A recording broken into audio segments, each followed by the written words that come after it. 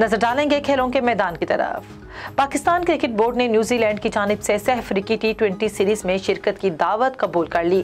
PCB के एक ओहदेदार ने तस्दीक की कि पाकिस्तान ने सह अफ्रीकी सीरीज में शिरकत पर रजामंदी जाहिर की है, क्योंकि इससे खिलाड़ियों को T20 वर्ल्ड कप के लिए बेहतर तैयारी का मौका मिल सकेगा।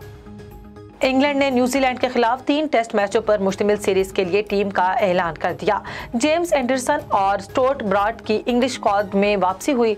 ब्रेंडन मैककॉलम की इंग्लैंड टीम के हेड कोच मुकर्रर होने के बाद इंग्लिश टीम में तज्जियाकार जेम्स एंडरसन और स्टुअर्ट ब्रॉड की वापसी हुई, जबकि हैरी ब्रोक और मैथ्यू पोर्ट्स को टेस्ट कैप मिलने का इम्कान है। न्यूजीलैंड के खिलाफ 3 मैचों पर मुश्तमिल टेस्ट सीरीज में बेन स्टोक्स कप्तानी के फराइज सर अंजाम देंगे। पाकिस्तानी नौजवान ने कागजी जहाज पेपर प्लेन की आलमी चैंपियनशिप जीतकर पूरी दुनिया में मुल्क का नाम रोशन कर दिया। ये मुकाबला ऑस्ट्रेलिया के शहर साल्जबर्ग में मुनक्किद हुआ, जिसमें दुनिया भर से लोगों ने शिरकत की।